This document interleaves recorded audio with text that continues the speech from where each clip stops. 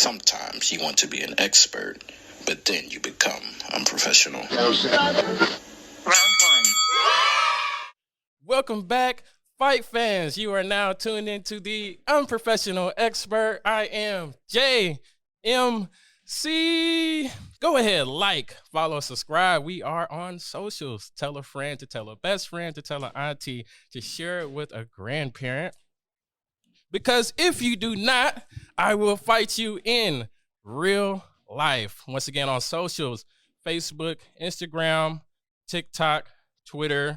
We also have audio options as well, like Spotify and even more. Today, we have a very special guest. I want to let you know that the champ is here. I just want to repeat that. The champ is here. I'm losing my voice. All right. And by champion, I do mean Lamon, Relentless, Brewster, former WBO heavyweight champion of the world. Thank you for joining us today. What's up, baby? How you doing? I'm doing great. Thank you for asking. I like the intro. I'm trying. I lost my voice a little bit, but that's all we can do. I am excited. Thank you for joining us today. Right on. One more thing before we get started.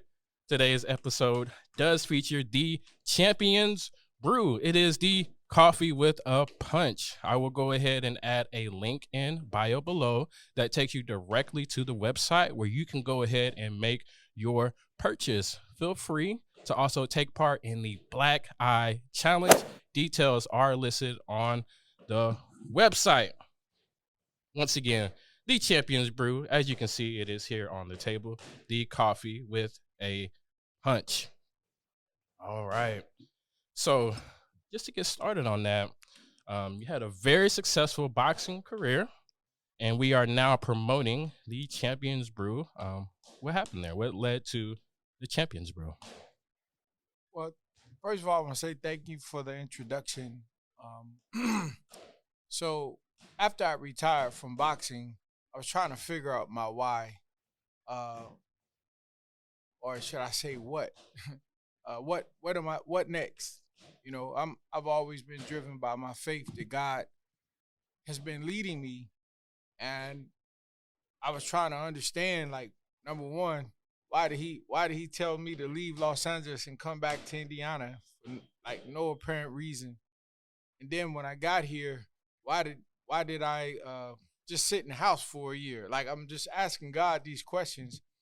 And so everything that I've done has been driven by my faith, by my belief. And I believe that God has sent me back here so that I can try to help our city to curb this killing.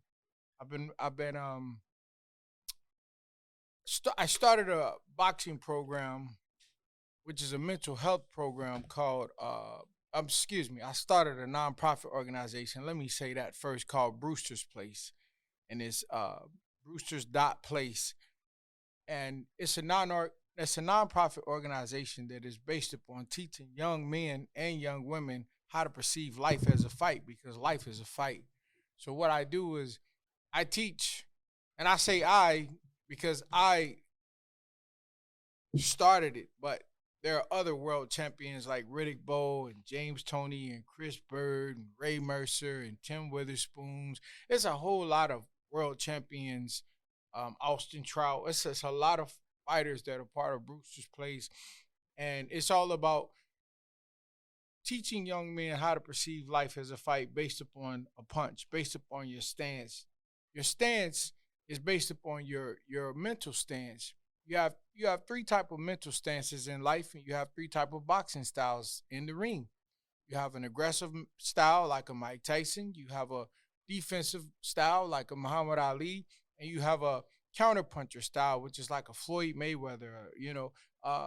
Basically, each punch that I've thrown or been hit with is broken down on paper using mental health experts to help people to be able to enter, and understand how these punches, what they correlate to in life. This nonprofit organization, Brewster's Place, is based upon teaching young men and young women how to perceive life as a fight, because life is a fight. And so in order to fund this program, instead of out there asking people for money, I was asking God to show me a way that I can fund this program because I'm paying world champions to mentor to young individuals. Something just came over me and it just said coffee. And I said, well, this must be God because I never ever considered coffee. I never ever thought about using coffee in terms of a way to make money for any cause. And so when I got into it and I learned the power of coffee, it's one of the most traded commodities on the face of the earth. And I said, well, you know what? This could be like in my mind as I'm thinking in the hood.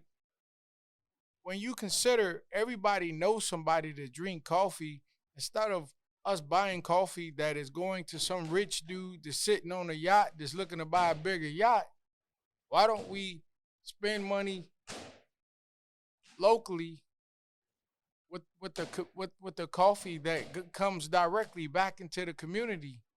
Because what I'm doing is I'm taking these funds and I'm not just putting it in the hands of the pockets of these champs to teach these positive affirmations. I'm also putting the money back into the actual young men by having them work to try to sell the coffee to have a passive income. You're not going to want to go out into the street. It's going to make you want to move differently because money affects the way that people think and feel about themselves. And when a young man think, oh, I gotta hustle because that's what the rap music tell us that we gotta do. That's what the music videos tell us we should do. That's what the movies tell us that we should do. But when these young men have an opportunity to say to their sisters, their aunties, their cousins, their family, their friends, their employees, hey man, hey sis, hey aunt, hey mama, would you consider buying some coffee from me?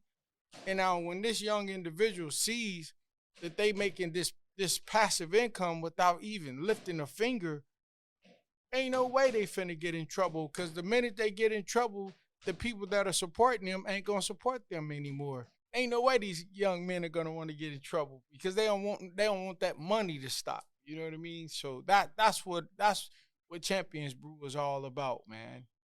Yes, sir.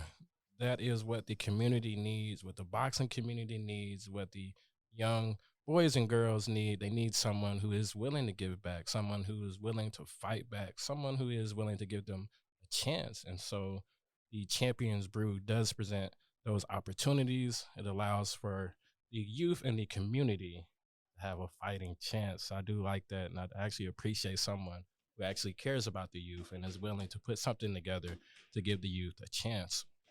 So thinking about the youth and where these aspirations start, I do see that I was able to see that you started boxing at a young age, at 7 years old. For me, I walked into a boxing gym and I just fell in love, and I never wanted to leave.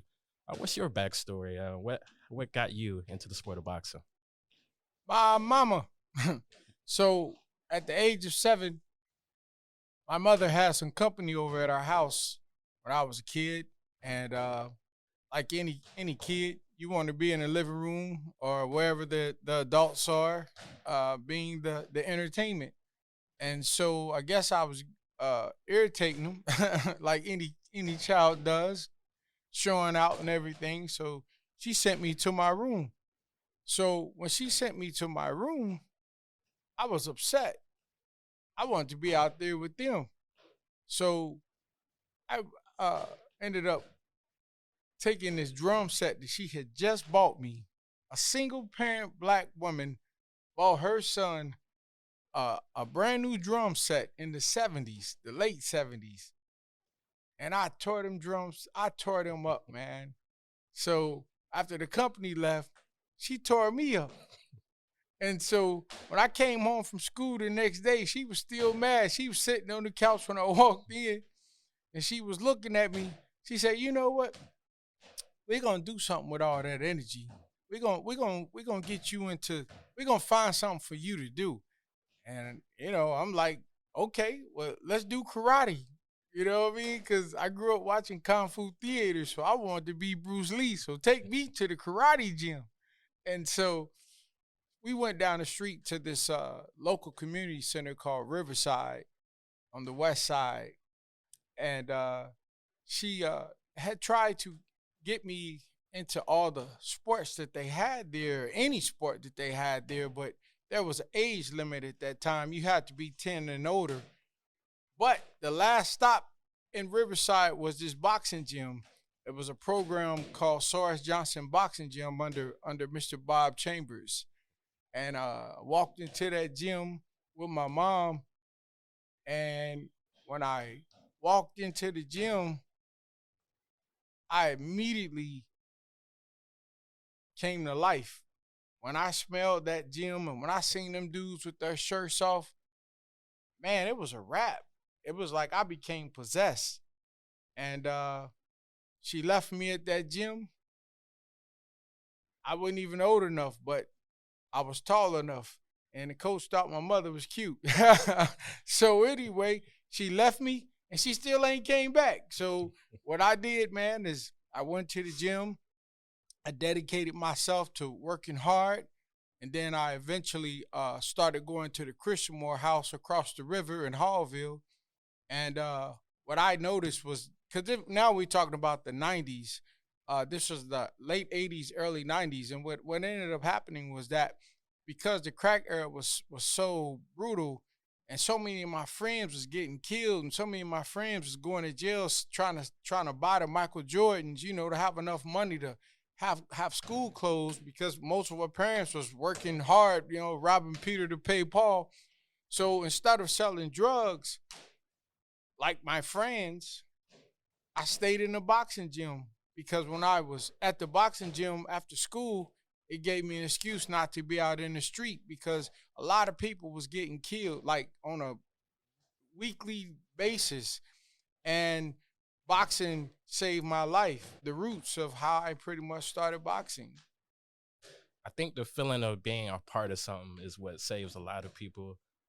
Similar story, it keeps you out of the street, keeps you safe, and you're actually doing something positive with your time and with your life. And so boxing definitely saves lives. And I think a lot of people need to know that.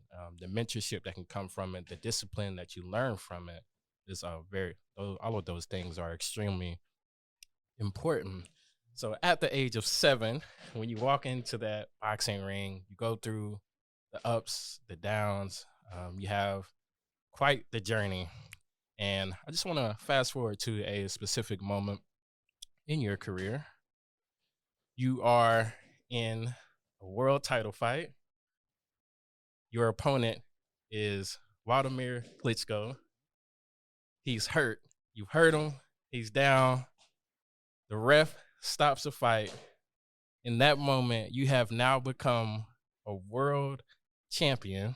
Heavyweight champion. Heavyweight Don't forget champion. the heavyweight. Don't forget the heavyweight because you got a lot of weights in boxing, but heavyweight is the highest weight, the largest weight, and the biggest fighters you can fight on the planet Earth around the world. Heavyweight division. Yes, sir. WBO heavyweight champion of the world. I think from a child, the first time you pick up those gloves, you think about the glory. You think about that big moment, and you actually accomplished it. If you could speak on that feeling in that moment when it happens, how did that feel for you? To answer that question, man, I just have to take a deep breath.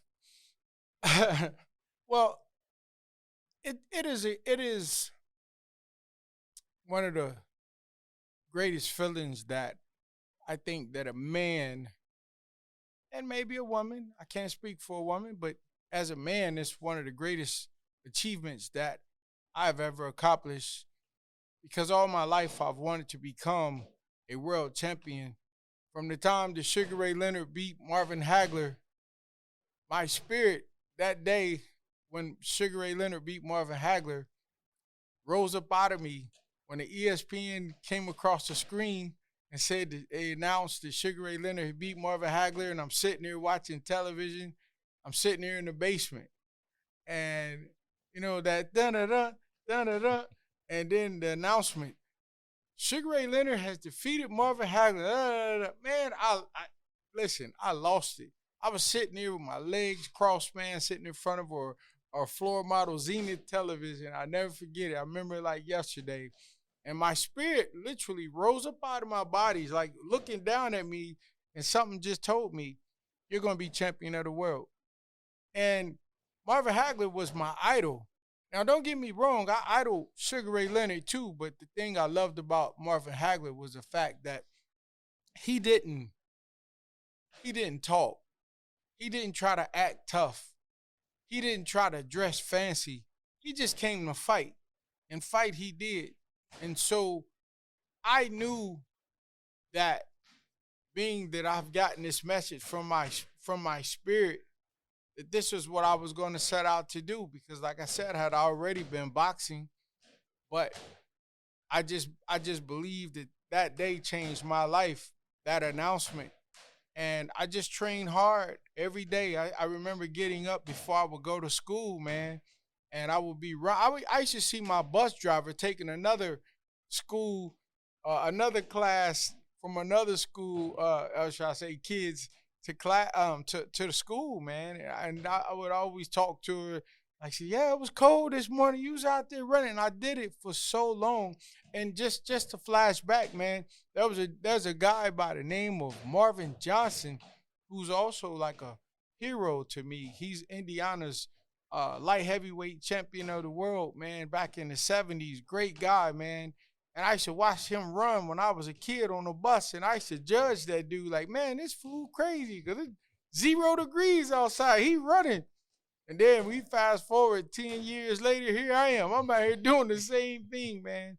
But I say that because he helped lead the way for me, man. But Marvin Hagler, he was really my inspiration. And from that point on, I did everything that I felt that I could do to become successful, man. And that was all the sacrifices that you have to make. But the beautiful thing about it is that now that I'm retired, I get to tell people and teach people and show people by track record what sacrifice is. It ain't a sacrifice if it don't hurt. And, less is more. And so for me to sacrifice going out to the clubs and drinking and eating and just all the worldly things that people do, man, by me dedicating myself to wanting to be a world champion, man. And I naturally didn't start out saying heavyweight champion, but every year or every 2 years, I just continued to grow up, shall I say, develop into another weight until I eventually became a heavyweight. But I prayed to God for so long to allow me to become heavyweight champion of the world that even after I won the title for 8 months, it was like I couldn't stop praying to God to allow me to be heavyweight champion of the world, because that's all I've been praying for since I was a kid. I believe I was around the age of like 13 or so when Sugar Ray Leonard fought Marvin Hagler. So imagine from 13 to 31 praying to God every day to ask to let you be a champion of the world. And then, like I said, over the years, as I went up in weight, I went from all these different weights till I got the heavyweight. So even my prayer stayed the same, with the exception of let me be middleweight champion, let me be light heavyweight champion, let me be cruiserweight champion. Lord, let me be heavyweight champion. But like I said, I prayed for so long, it became repetition, it became habit, that for 8 months, even after I won the title, I had to stop myself in the middle of prayer. Lord, let me. Oh no, thank you, Lord. I'm heavyweight champion.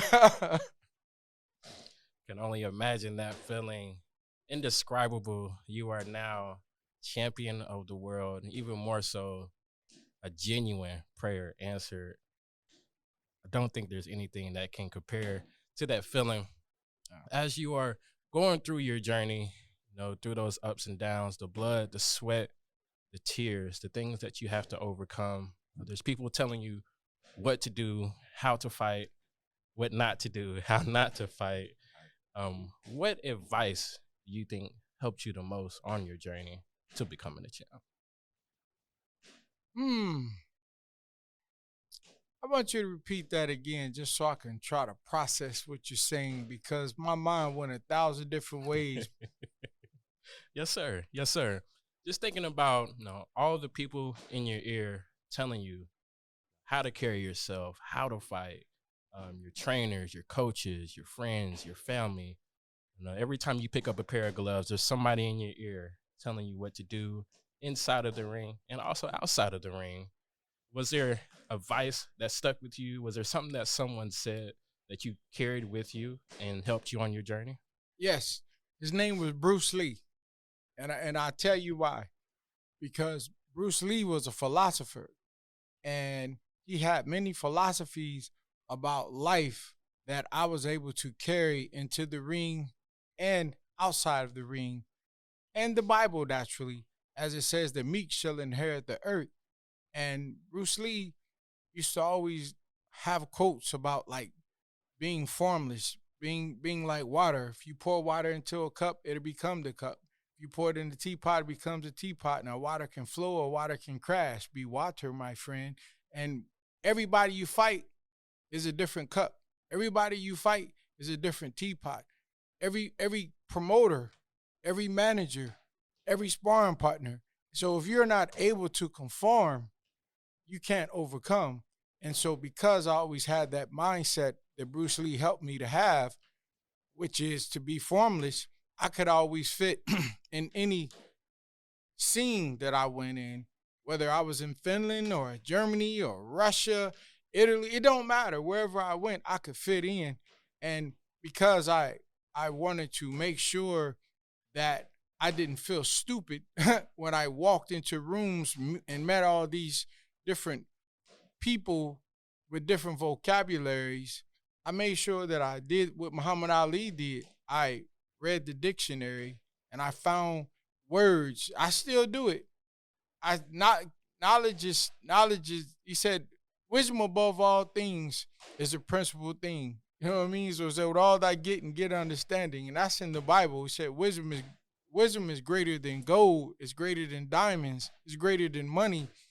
And so for me, it's all about trying to educate myself so that I can hopefully affect others by the way that I carry myself, by the way that I talk. Because when I left Indiana in 1991 and went out to Los Angeles after I graduated high school, George Washington, Continental, baby. The point is, when I got out to Los Angeles, I met a lot of people that wasn't from the hood or was from the hood but was educated. And I felt stupid being in a room full of lawyers, full of these important people, if you will. And I felt intimidated to the extent that I didn't feel like I wanted to have a real open conversation with them because I didn't understand all the words that they were using. You know, you fake it till you make it, man, but you can only fake it but so much. So I wanted to be able to stand on my own 2 feet. And that's another version of being formless because you if you cannot adapt to the environment, if you in the hood, you can't speak hood. If you in Beverly Hills and you can't speak Beverly Hills, then you can't win. And so for me, again, going back to Bruce Lee and just his philosophies, I always try to educate myself, man, so that I can fit into any and every environment. Boxing is a form of martial arts. It's the specialization of using the hands and the feet. You know, all physical forms of fighting is a form of martial arts. You know what I mean? Because it's the specialization in that particular field, whatever it is, whatever it may be, whether it's UFC or boxing or kickboxing or taekwondo or Muay Thai, whatever it may be. It's a form of martial arts. You know, I hate that people don't understand that boxing is not about two people hitting each other. It's the art and science of hitting without getting hit. And that came from Honey Boy Bill Brown, my trainer at the Christian Morehouse, he was the one that really taught me the art and science of boxing, the art of hitting without getting hit. He had 330 bare knuckle fights during the Depression days. He's out from Louisville, Kentucky. He used to hobo with Jack Dempsey, as a matter of fact, back in the day. And then when I went to Los Angeles, my trainer, his name was Bill Slayton. Bill Slayton trained Ken Norton. Ken Norton was his first heavyweight champion. I was his last heavyweight champion. Rest in peace. Sir, iconic individuals to be like water. That is sound advice. And I believe that I will actually carry that with me myself. I do appreciate that. To be like water. I won't forget that. Yeah, don't ever allow yourself to be set in your mind that this is what it has to be, because that is just like saying all sides of a mountain are the same, so it don't matter which side I go up. No. Sometimes sometimes the quickest way to the top is the roughest passage. You know what I mean? And sometimes the longest way is the shortest route. It just depends on the obstacles that are there. So that's just my mindset, man. Be formless. The quickest way to the top sometimes is the roughest passage. I feel like we're dropping gems here this morning. I do appreciate that advice. That is extremely sound advice. That's something that people can carry with them. That is important. I think that kind of goes back to the Brewster's place, in the Champions Brew. Just that advice, that mentorship is coming out as you're speaking, going over these questions. I appreciate it. Thank you. No, thank you, man. Any chance that I have to be able to talk about Brewster's place, I'm going to do it because it's so important. Because I have lost so many friends. I'm tired of going to funerals. There's so many of these young men that come to me. I used to think that they wanted to learn how to box, but they don't really want to learn how to box as much as they just want somebody to care about them. They want somebody to say no. They want somebody to have an expectation on their lives.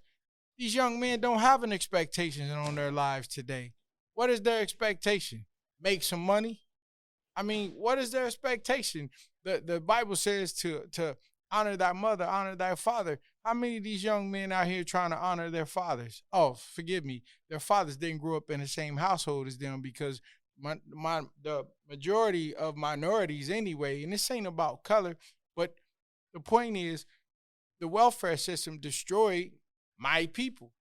And it destroyed a lot of people, because you give the woman all this food and housing and clothing, but you won't let the man stay there. And we all know that no woman, no matter how great or how strong she is, she cannot raise a boy to be a man. And that takes a man. And every time a man is in the presence of a boy, and it's especially when it's his father, they got their full attention. Like me, even though my father didn't grow up in a house with me, he didn't grow up too far, but the point is, every time he was around, I was listening. Even when he didn't think that I was listening, I was listening. And my stepdad, every time that he was talking, even he didn't think I was listening, I was listening. So I became the poster child of how a young man is supposed to do, be, and act. Not to say I didn't make mistakes. I made plenty of mistakes, but by the grace and glory of God, I'm here.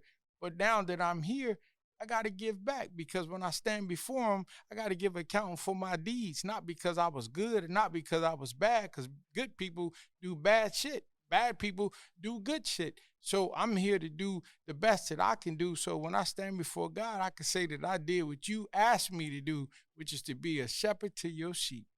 To be humble, to be a servant of God, and to spread that. I think that's one of the most honorable things that, as people, what we can do, to care, to give back. There's just not a lot of people who still have humanity. So that in itself is a blessing. Well, I say that because my life is because people cared. I'm here because people cared. I tell people the only reason why I became heavyweight champion of the world is because they didn't charge me to go into the boxing gym. If I would have had to pay money, I would have been out in the street. I probably would have been another statistic. But because I was spared by his grace and mercy, I'm just here to tell people that when you take a chance on somebody else, you're paying it forward. And you might eventually run into a Lamon Brewster who is trying to make a difference in this world, not by what I say, but by what I do and how I act. So, Sir. as a champion of the world, you came from a specific crop, a different type of crop, a different breed of fighters. We have a new breed of fighters, a new crop of heavyweights.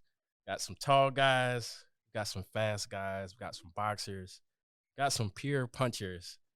If you could select a guy right now, a current heavyweight, who would be your favorite? It'd be Tyson Fury. He earned my respect.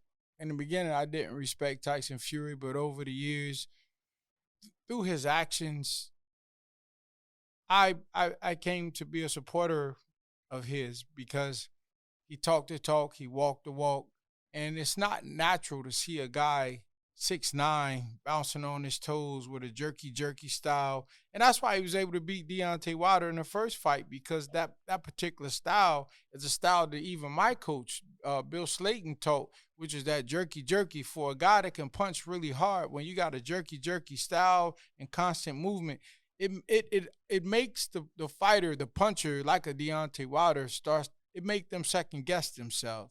It make them think, oh, maybe the timing wouldn't be there to throw the punch because he's always moving. Because a guy that has big punches wants to be able to hit you accurately with one big shot like a Deontay Wilder, but because a guy like Tyson Fury was smart enough to keep moving and keep throwing those feints at him, it made Deontay Wilder question his self, which allowed him to take advantage of that. That was a very smart chess move, man. I have so much respect.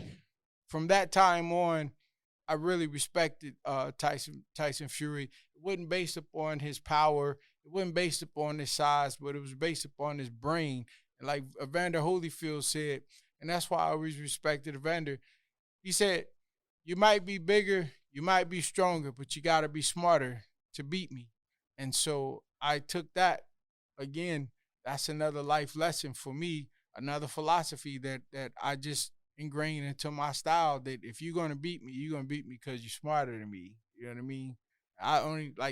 I've had a lot of injuries that a lot of people didn't know about, but majority of my losses was always because of I had an injury, but I fought on like a true champion would. So, Sir Tyson Fury, amazing fighter, current WBC heavyweight champion of the world. He does have an upcoming matchup against with Usyk.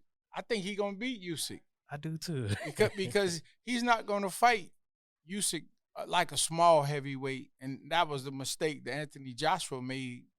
Like, if you're going to fight a guy that's skilled, use your weight on him. Use your size. Lay on this dude. You know what I mean? Vladimir Klitschko did that perfectly. That's why he was the second longest reigning heavyweight champion in history. You know, be smart. Use what you got, man. I definitely agree with that take. I have Tyson Fury in that matchup. Should be an exciting fight. Yeah. But I do believe that Tyson Fury will come out victorious. So I want to change pace here. Something I want to do. I call this rapid fire, right? So I'm just going to give you some fantasy matchups. All right. And just the first name that comes to mind, you can give me that name. I'm just going to go to the next matchup. So I'm excited about this. I've been thinking about this all night. Rapid fire fantasy matchups, right? So I'm going to give you a matchup. You just tell me the winner. We don't have to go over it unless your answer is truly diabolical. Then we might have to. But I'm going to give you a matchup. You can give me who you think wins, and I'll just go to the next matchup, all right? All right. I'll do my best.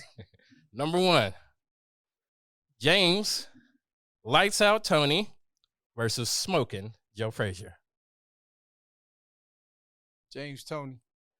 Interesting. Well, I say that because Joe Frazier, he actually has a type of style that is made for James Toney. Why? Because James Toney's a counterpuncher. If you look at Joe Frazier, after he threw every single punch, he was always still there. You can't fight James Toney and throw a punch and think he ain't gonna counter you. It ain't like Frazier knew how to. I ain't gonna say he didn't know how, but I just didn't see him do it. He didn't throw his punches and pivot out. He didn't throw his punches and fall in. He didn't throw his punches and smother the man. A guy like James Toney, I sparred more rounds with James Toney than any fighter in my entire career. You hear me? From the time I was 7. I speak to James Toney every single day for years, man. His family, Angie and his kids, they like family to me, and my family's like family to him. So, I know this dude on such a deep level that when I sparred with him so much that with my eyes closed, I knew what he could do. So I should give him hell. Shout out James Toney, also another icon in boxing, multiple divisions in which he became champion. All right, next matchup: Sugar Ray Leonard versus Floyd Money Mayweather. I would say Sugar Ray Leonard, and the reason why I say that because Sugar Ray Leonard, he had something that other fighters don't even have to this day. The speed, the power, the defense. Sugar Ray Leonard didn't throw punches and stay there. And he does something that no longer even exists in boxing today. It's called shoe shine. And he was shoe shine Floyd. You can't, you know what I mean? Like try to counter all that when somebody shoe shining you and then they getting out. All you gonna do is roll one big punch and try to come back. But Sugar Ray would never, he's not that type of fighter. And so I say Sugar Ray in my opinion. And I'm the type of person that I'm like this. This is my opinion. You know what I mean? Like I got all these scars on my face. Like they say that the most beautiful lion in the jungle is the one with the most scars. That's the one I want to hang with. Somebody that's been through some things. So anybody's opinion outside of mine, I really don't care because you ain't never been hit in the face. You don't know what it's like to knock nobody out. And I've knocked a man out on every continent on the face of the earth, with the exception of the North and South Pole, because they don't make Eskimos my size. Yes, sir. All right, one more. Last one. I like this one a lot, so I'm really interested in what your opinion would be. Terrence Bud Crawford versus Tommy the Hitman Hearns. Wow. Okay, man. So it's crazy that you say that because Bud Crawford reminds me of a true throwback fighter. And the thing that I would say to that is because they both are very well skilled. The reason why I'm going to say what I'm going to say, well, let me just say it and then explain it. I'm going to go with Tommy Hearns. I'm going to tell you why. Because Tommy has height, he has reach, and he has power. So the only thing better than a good little man is a good big man. You know what I mean? And that's what made Vladimir Klitschko so good because he wasn't just a big man. He was a big man that could fight. I mean, he has the fastest jab that I ever seen in the heavyweight division. You know what I mean? Like his jab was like a whip, man. I couldn't wait for that dude to get tired. But the point I'm making is with Tommy Hearns, he would keep his distance from a Bud Crawford, man. And that right hand, man, it had destruction on it. And it's just no way, like Mike Tyson said, everybody got to play until I get hit, until they get hit. And so a dude like Tommy Hearns would hit him or hit a fighter with the right hand and change their whole outlook on boxing. Ask Roberto Duran. I like that perspective, not to be too stuck in the moment and pick Crawford, but to really analyze that matchup. He's a great fighter. He's a great fighter. But like I say, the only thing better than a small great fighter is a bigger great fighter with the same speed, but even more power, man. Tommy Hearns' right hand would knock a mountain down, man. And Bud Crawford, he got all that skill, but the minute he get hit with that right hand, he start thinking different. Trust me. Yes, sir. I do like those predictions. Some I agree with, some maybe, yeah, maybe so not. Good. Hey, man, you know what the thing is? Everybody's entitled to their opinion. Yes, sir. Everybody. Absolutely. You know what I mean? Absolutely. I would never even judge a person that didn't know boxing. Why? Because I'm not standing in their shoes. I don't know how they learn how to walk or ride a bike. I don't know how many fights they've been in. I don't know if they ever went to bed hungry. So for me to try to tell somebody how to think and feel, man, like that's wrong. You know what I mean? Sir. Thank you once again for participating in the rapid fire fantasy matchup questions. That is actually all the time that we have today. Thank you once again for coming in and speaking with us today. If you didn't already know, We have Lamon, Relentless Brewster, former WBO heavyweight champion of the world. And record holder of the fastest knockout in heavyweight history in a world title fight. 53 seconds of the first round over Andrew Galata. And I always throw that in because coming from Indiana, being Indiana's first and only world heavyweight champion, being Indiana's first and only world heavyweight champion, Boxing Hall of Fame inductee, to be able to say that I hold the record for the fastest knockout in heavyweight history in a championship title fight, that means a lot to me as well. So forgive me for being what's the word you want to use? What is it? Who I got big lips, whatever he said.